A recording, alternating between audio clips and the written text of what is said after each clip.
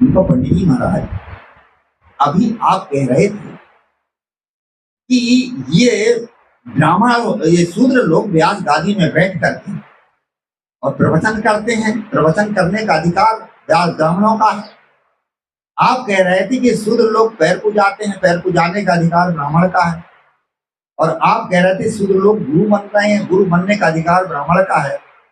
हाँ, उनका एक आध प्रमाण दीजिए मुझे कि कौन ब्राह्मण ने जो है और व्यास गादी में बैठा पहले,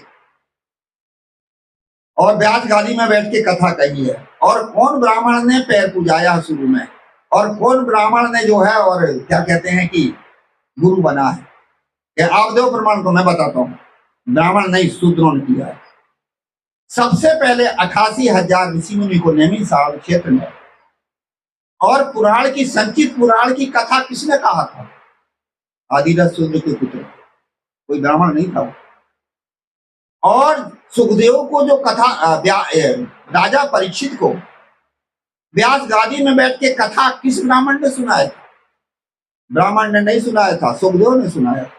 और सुखदेव व्यास के पुत्र थे और व्यास जिबरील के पुत्र थे, इसलिए कौन ब्राह्मण ने सुनाया आप बताइए।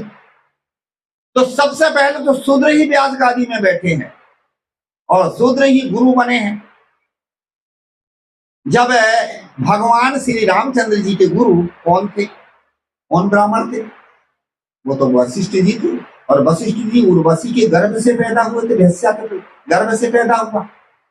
इसलिए शूद्र ही गुरु बने, शूद्र ही पैर पूजाए और शूद्र ही व्यास गादी में बैठे, व्यास गादी में बैठे। क्या कबीर पंथी होगा? हाँ, कबीर पंथी होगा। तभी तो कितना अंधविश्वास लोगों को बांध के रखा है। सदगुरु कबीर साहब ने कहा